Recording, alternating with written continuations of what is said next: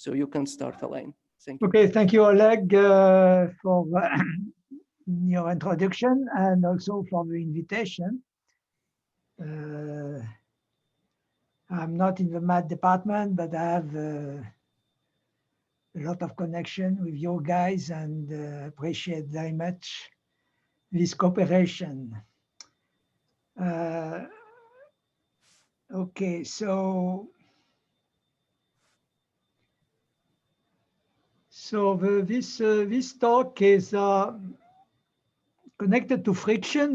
This was why when I saw the topic of the conference, friction was mentioned, so I was interested, and will appreciate your comments, of course, because I'm not an expert, a big expert on these fields. It's a joint work with a few people, in particular a company, Osmos, who brought the problem to my attention. It's a real problem, so it's a nice feature because in general I work in motivated problems, but motivated is not completely real. So this was really the question, and it gave me the opportunity to learn more about this domain and to use the concept which I like very much, variational inequalities. And okay, so it was of interest. Okay, so let's see now. So this is the problem. This is a story. It starts in Paris, France. In fact, it concerns the subway in Paris, and in some of the stations, there is something like that. A pier here, which stays on this stuff, and it can move, can displace. And the people, they can measure. I mean, the engineers can measure the displacement, but they were a little bit worried about the possibilities, maybe a risk. In fact, there could be a risk of a problem, and they wanted to study more this phenomenon and see, in particular, also to estimate parameters on using their data. In fact, it's because of, we were concerned because of change of temperature, dilatation, which could lead to some displacement, okay? So that was the problem to be studied. And in fact, it was considered by this company, Osmos, who got the contract from the subway organization in Paris. And then, since I'm in contact with them, we discussed, and then I thought it was interesting. And the guy who was in charge, the engineer who was in charge, so he sees a friction problem. So he was engineer, so he knew friction, so he tried to do something, and I tried to learn a little bit more, and then we collaborate, and I think it get to the following things, which I want to discuss.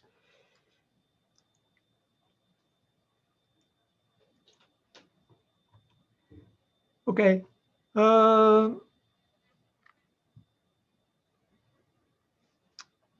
It's a one-dimensional problem. And that's, by the way, anticipating maybe some comments at the end. I did not find in the literature similar issues in several dimensions, two dimension, for instance. It will be much more interesting for the mathematics. But it seems that most of the models which exist in the literature, at least to my knowledge, are just one dimension. Okay, so I repeat, the interest of the engineers were to, from the data that they have, the deformation, they wanted to learn more about some physical properties like dilatation and static dynamic properties, stiffness, and all. The company who was in charge is Osmos Group. It's a company working on, to some extent, risk of structures. Let us say risk of structure in general. That's their business. So they work for a big organization who may have who are in charge of structures or infrastructures and which can have problems, and they are monitoring this. So it's one of their contract. Okay. So we learn about friction. I'm sure many of you are big experts. I was not really. I tried to look at that. There were presentations in physics and also something which is known by mathematicians, making the use of variational inequalities. Variational inequalities is a topic which I like very much.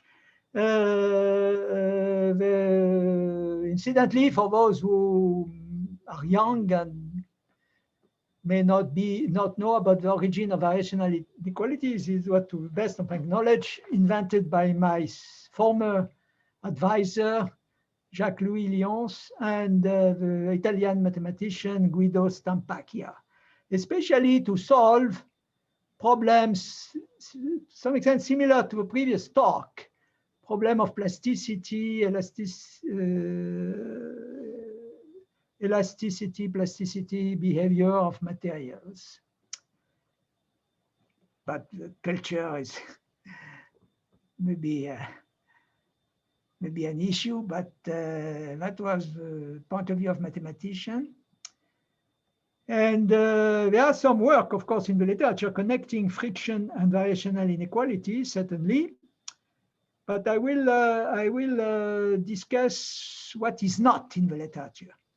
So basically, we have a phenomenon like that. We have an evolution, displacement, Newton's law, and here is a friction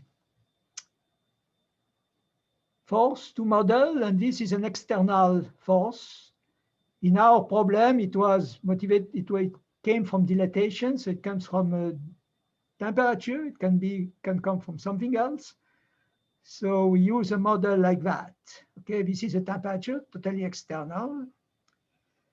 And this is X, so it's the same thing. So this is B, okay? So this is the force, and this, we have to focus on the friction now. By the way, the model is totally deterministic. One of the very interesting things will be to develop a stochastic analog. So this constant, this comes from engineers, and K and beta stiffness, thermic dilatation coefficients. It's one of the parameters that the engineers want to estimate, by the way.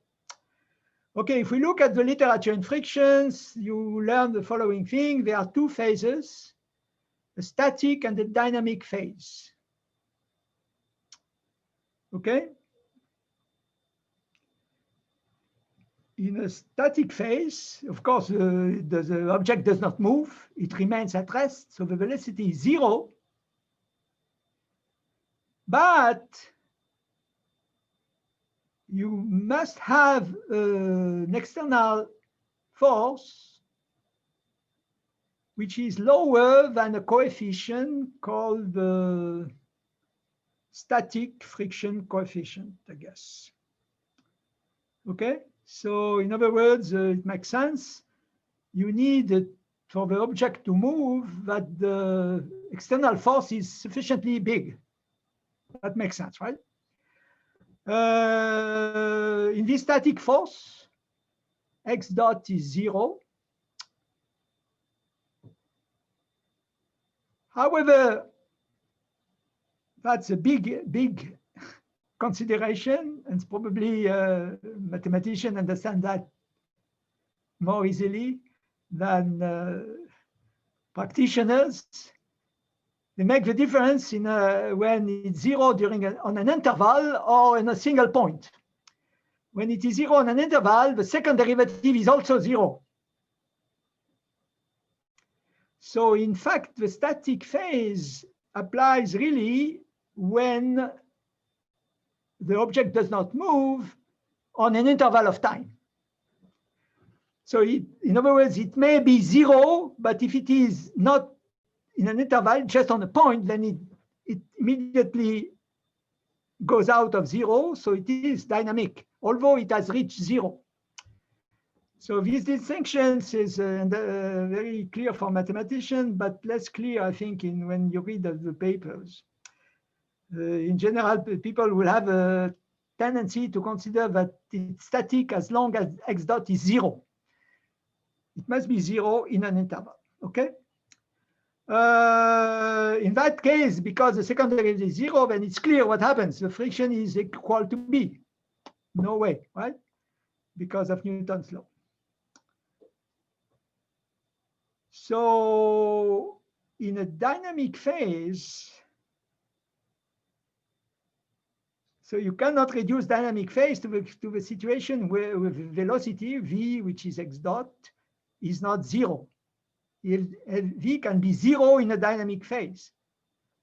So in fact, dynamic phase, after trying to understand the situation, we get the conviction that dynamic phase should be characterized by the fact that the external force must be larger than Fs, or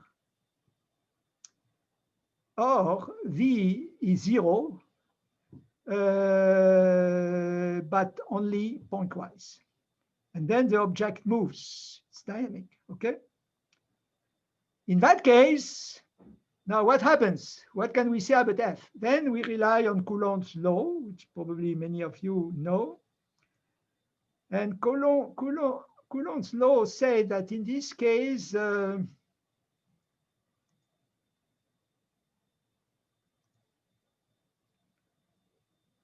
can I get rid of this?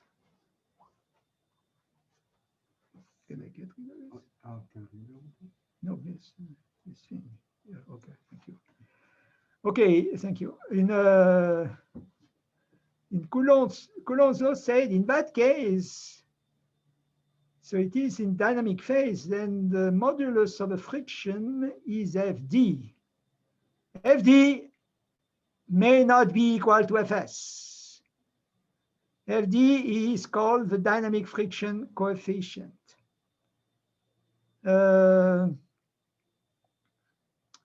And in fact, it opposes the velocity. So in fact, Fd, it's Fd sine of x dot. That's Coulomb's law. Of course, sine of x dot is not a pleasant function because it's not continuous, clearly. So it's a complicated function. So that creates an issue. And one way to handle that is to use differential inclusions. It has been very mathematicians who are trying to model this business by differential inclusion. Differential inclusion and variational inequalities are, of course, there is some connection, but it's not exactly the same thing. Okay, that's to some extent the physics, and the key issue, which is a contribution of his work mainly, is to give, and in fact, when Fd is not Fs, when Fd is Fs, the mathematicians have already shown that we can carry over this model into variational inequality. But when Fd is not equal to Fs, it's not true anymore, and there was not a clear approach, mathematical approach for that, except differential inclusion by some mathematician, but with a problem which I will mention. Okay, so the key issue, it looks innocent, it looks, but Fd strictly less than Fs creates a problem. Okay. So I will tell what is the variational inequality when Fd equal to Fs. And as I said, we did not find any general mathematical framework for modeling dry friction where Fd is strictly less than Fs. So engineers were dealing with that, but there was no variational inequality in this case available, but there were some models based on differential inclusion. So that's our contribution to try to extend to some extent the concept of variational inequalities to deal also with this case. Okay, so this is just a figure to present the dynamic phase again. V is different for 0 for on some interval, or if V is 0, but pointwise, then the external force must be large enough, okay? And in that case, the force is plus or minus Fd. In fact, is Fd sine of x dot. Static phase, both have to be true, V is 0, and the B is not large, less than this static friction coefficient. Okay? Okay, this is the variational inequality when Fs equal Fd. Let's call it F. So this has been done by many people, and it's one of the interesting. So this is the variational inequality. So in one dimension, it boils down to this. It is one-dimension problem. So it boils down to this mathematical problem, which has been well studied. For any real phi, and almost everywhere t, this must hold. Of course, it's a C1 function. So the second derivative is, of course, no, it's just, it may not be continuous because it's C1, but it's almost everywhere it exists. So this inequality holds almost everywhere. Okay, that's important. And so this is a little bit of manipulation shows this is equivalent to, in fact,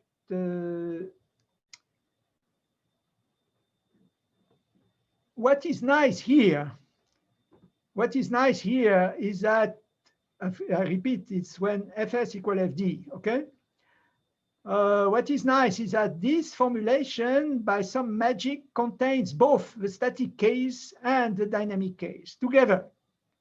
So they are both here. So if you can see that very easily, if you take x dot equal to 0 and x, the second derivative also equal to 0, which occurs in an interval, then you see a lot of things cancel. And you get that the B must be smaller than, yeah, here it is, smaller than F.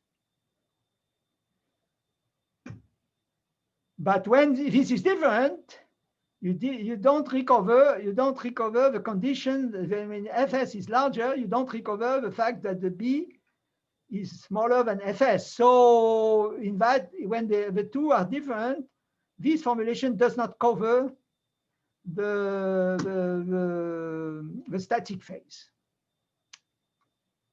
That's a difficulty. So people were trying to use a different formulation. So they, to some extent, they did not use variational inequality for this case, and they tried to formulate as differential inclusion. What is the problem with differential inclusion? So in particular, I refer to the paper of Bastian and Schatzman, who studied this case, Fs, and tried to, this case, Fs larger than Fd, and tried to formulate the problem as a differential inclusion. So it's more or less like the previous one, so the notation may be a little bit different. So you have here a multi-valued operator, which is defined like that. So when, in fact, the problem is when the argument is 0, you don't know what is AY. So in that case, it's in an interval, okay? And the C, they had this thing which was not in the previous, but it's okay, that's not the problem. And I think they take something here, maybe it's confusing just a constant or whatever. So it's practically the same model, but sorry, notation is a little bit different. So that's the approach. The difficulty is the following. There is no uniqueness. So their effort was to, because of theory of this differential equation, this operator is not monotone maximal, and don't want to develop that extensively. And the uniqueness is not guaranteed. And a lot of effort was to consider the fact that what are the solutions when they are not unique, okay? So it's interesting, but this is the issue with this formulation. In particular, they show in their paper that for a simple example, this example, so the case that might be is just a constant, and they delete the C term, so they consider this particular case, and they show that this guy is a solution. So there's family, so there could be an infinite number of solutions, right? It's a family of solution of this problem. And then their work was mostly on using some approximation, in discrete time approximation, and then try to see the convergence of this discrete scheme and what was, to some extent, the solution that the natural discrete time formulation will lead to. So it's an very interesting work, but so I'm not developing it because it's not what we want to do. So we want to recover variational inequalities. Okay? Okay, and then there's this issue of zero, when the velocity is zero. So when the velocity is zero, so that's they state that this is a problem. That's where the problem occurs, okay?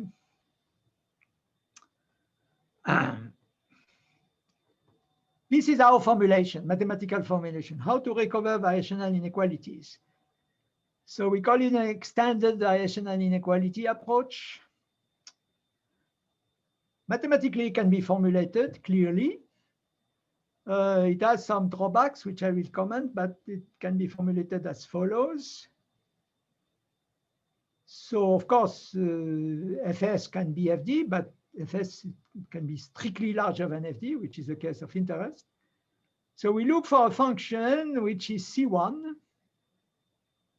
on the time, so R plus. And to this function, C1, we can associate an open domain, which is exactly defined like that.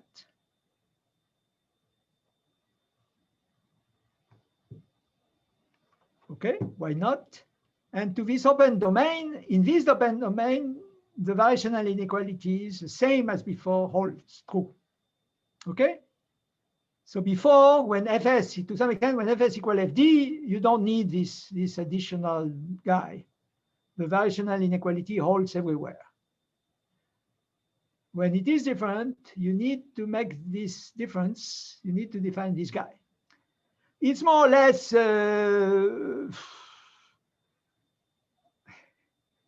it's not a big discovery after all. It's more or less describing that, explaining that this open domain is simply the dynamic phase, and the complement, which is here, is a static phase. Okay? More or less is rewriting that property. And the magic is that when the two are equal, the static phase also satisfies this variational inequality. It's just so you don't need it, okay? So this is a mathematical formulation, and we prove that there exists a unique solution. In other words, a unique function xt, which is C1, which satisfies this solves this problem. It's important because we had a lot of discussion with our people, Bastien, who work on the differential inclusion, and he looked at our paper and said, because in our paper we did not start like that a little bit because we were not so much aware of the difficulty of the use of differential inclusion, and he said, how do you prove uniqueness? Because his problem was that there is no uniqueness. And then after discussion, we find out this trick to get a uniqueness, but we work outside the framework of differential inclusion, and we reinstate variational inequalities in this setup, okay? Okay, the bad news, what is the bad news? I mean, the origin of variational inequalities, variational inequalities solve what we call free boundary value problems. Free boundary value problems are PDE in domains which are also part of a problem, okay? The good thing with variational inequalities is that you forget about the free boundary, you have a mathematical problem, and the free boundary comes as a side effect. Here, we cannot avoid that. So in other words, in spite of the fact that we use variational inequality, we are still a free boundary, which remains. That's the bad news. That's the bad news. The advantage is that at least it formulates a problem in which you can say there is a solution and the solution is unique. Okay, that's the advantage. But in terms of free boundary, it's a little bit disappointing. In fact, the proof is constructive, and the proof is constructive because we are in dimension 1. Because we are in dimension 1, so we can, and in fact, the engineers, we did not know, don't need all of that. Mathematics development, they don't need it, or differential equation, because they construct the solution. So they construct the solution, but then if you construct a solution, there is this issue of solution of what? And do you have uniqueness or whatever? So there is a little debate. So to get the uniqueness, you have to formulate a mathematical problem, right? So the bad news is that, in fact, if you want to construct the solution, you can do it in a constructive manner, and you may forget about all of this mathematics, except the point with except. Then the advantage of variational inequality I will describe still remains, and it remains in studying the dynamic phase in an easier way, because if you construct the solution, the dynamic phase has to be decomposed into 2 subphases. There are in dynamic phases, there are subphases of a dynamic phase. With a variational inequality, you have only one dynamic phase, one formulation. It covers the subphases and forget about it. That's the big advantage remains of variational inequality, even if it's set up, okay? So let's see. In fact, the constructive, we remain. We suppose we start in a static phase, which means this. We have initial conditions, of course. We start in the static phase. We need to have this condition, Fs and x dot equal to 0. And then we construct the time for which you go beyond this number, because of the temperature evolving, so it goes beyond this number. Everything is deterministic, so this is perfectly well defined. So you enter into dynamic phase. You may stay forever in a static phase, by the way, or immediately enter in dynamic phase. That's possible. So as long as you are in a static phase, you remain the same state, does not move, x0, okay? And then when you start dynamic phase, you solve a variational inequality. Okay, with these conditions, you consider the variationality as soon as this is larger. So then you don't have this state, this set. Okay, this is a perfectly legitimate variational inequality. That's fine. It starts at this time with this initial condition, and this is perfectly defined. Okay, so that's the advantage. At this stage, as soon as you are in this characterizes a dynamic, as soon as you're in dynamic phase, you have variational inequality with all the advantage of variational inequality. And then you will look at the time when you go out, which is this guy, time tau 1, when you are both this external force, which is less than the static friction coefficient, and the velocity reaches 0. So it may reach 0, but if this is not true, then you're still dynamic. Okay, that's very important. Okay. And then some technical thing, this time is strictly larger than the initial. That's important. So in this interval, we have been solving this variational inequality, which is perfectly well defined. It has a unique solution. And then we just say that the trajectory is yt, okay?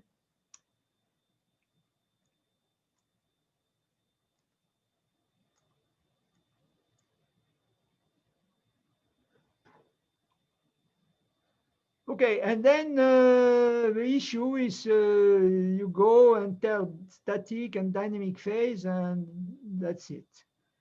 Now, engineers, if they want to avoid variational integral, they have to decompose, to split the dynamic phase into sub-phases. Of course, they can do it. So let me,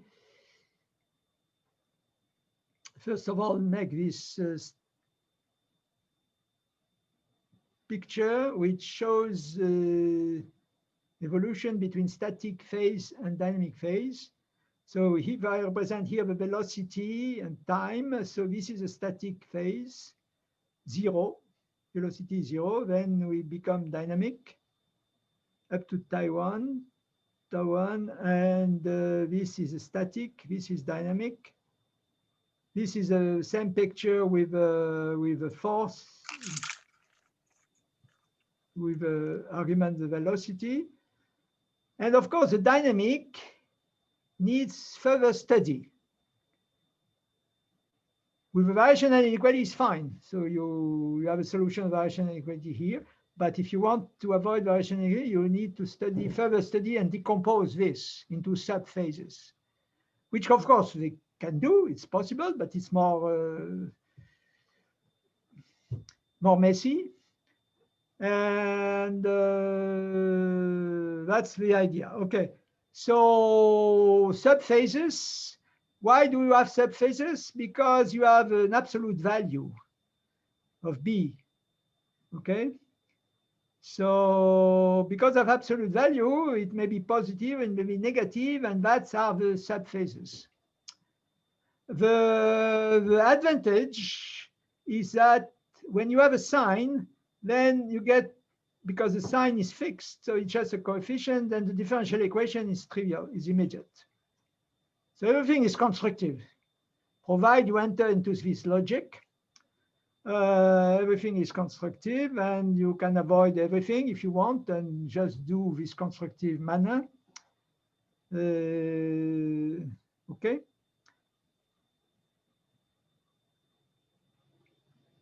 But again, if there is a situation in 2 dimensions, then there is constructive will probably be impossible, and the tool of variational inequality will be certainly very relevant.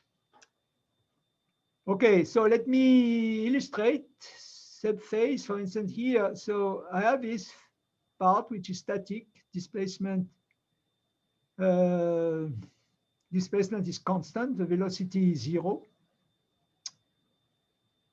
Then I enter into a dynamic phase. A dynamic phase, but the subphase, this is a subphase, and you see the velocity is 0 here. because the displacement is maximum, so velocity is 0, but only in a point. So in a dynamic phase, you may have velocity 0, but only in a point. And this is one subphase. This is another subphase. Okay. So you are in, this is dynamic, but with subphases that you have to consider. All right. When you have 0 here, you must have external force larger than Fs. Okay. So you can follow the trajectory. It's possible, and that's what people do if they don't know variational inequalities. Okay, so we had an problem which were set by industry. They don't know variational inequality. They don't care about it. They wanted the solution of this problem. So in that case, I mean, as I told you, first of all, the B is linear. So in the subphase, the differential equation is more or less trivial. It has an explicit solution. So it boils down to finding the times and conditions. So you get algebraic equation. You can do all of this. So it's quite easy. It's elementary. And in fact, to simplify for the practical, to answer the question of engineers, because themselves introduce what they call a quasi-static approximation. So their idea is, after all, the temperature will not move much during a dynamic phase. Okay. In that case, things simplify completely because you don't have subphases. It disappears. So it's almost very easy to find all these points and values and to solve the problem completely. So with this approximation, we were able to come to the answer from the subway company to find their coefficient and so on. So we so the data come from the temperature. Data comes from the temperature, and we measure physically the data on displacement. We have the answer of our model. It depends on, in fact, 5 parameters: the initial condition and these 4 parameters which came into the model. And we just calibrate this to calibrate in order to see whether our model was an explanation of reality, right? So the answer is to some extent yes. So our model explains reality of displacement. So it's a reasonable approximation. You should not be extremely precise, but if you accept it's fine. So they were happy because we could calibrate they could give the answer to their coefficient they were interested in and come with a knowledge model which can represent reality. That's interesting because I think it's interesting because in the literature, maybe we miss things, but in the papers that we have read about these topics, it's always simulation. Simulation means you simulate your own data and that's it, and you do what you want. But here are real numbers, okay? So these are real data, and that's more interesting because with real data, we have a model which explains the phenomenon. That was something pleasant. But because we were satisfied, we did not renew the contract, unfortunately.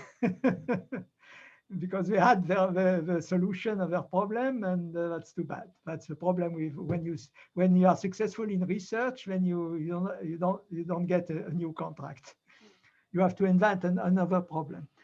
Okay, let me just conclude by in 5 minutes which remain to me, and maybe hopefully have some questions, and maybe I will ask myself questions to the audience. So of course, so again, what the contribution is mostly the contribution when we have a situation where the static friction coefficient and the dynamic friction coefficient are different. In that case, surprisingly, there was nothing really clear in the literature, except this problem of the use of differential inclusion and the difficulty of lack of uniqueness. So we came to an answer to that problem, which is, I think, reasonable and pleasant. And of course, as I said, we work with real data. So it's going to be published in Physica A or something like that. And then it does not yet totally approve because we have a reviewer who says, okay, your theory is good, is nice, interesting, it's a contribution, no problem with that, but numerically you use something different, which is true. I mean, that's true. In other words, numerically, what will be an interesting question is how to use variation and inequality to solve numerically the problem. We don't do it. We do it standard way because and we have a little bit of difficulty to convince the reviewer that the objective was not to do numerical analysis of variation and inequality, but to bring with a framework. And we had a practical problem. We solved it by hand. So that's so it will be very interesting to develop a numerical analysis in the framework of variational inequality. But no, I mean, no company will be interested in that because they don't care. And I don't know if NSF will be interested. But okay, this is an issue. Now, in terms of open problem, and if people in the audience have suggestions, I will really appreciate, because I'm not an expert in finding papers in the literature, but our search has been not really very positive. There are models in 2 dimensions, but they want to study something more complicated, some other phenomenon or whatever. We don't understand very much the physics. So it's in 2 dimensions, it's very different.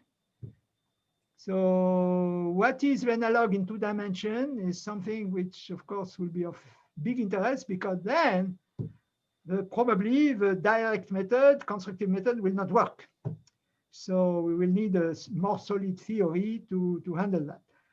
And of course, another interesting problem is the stochastic.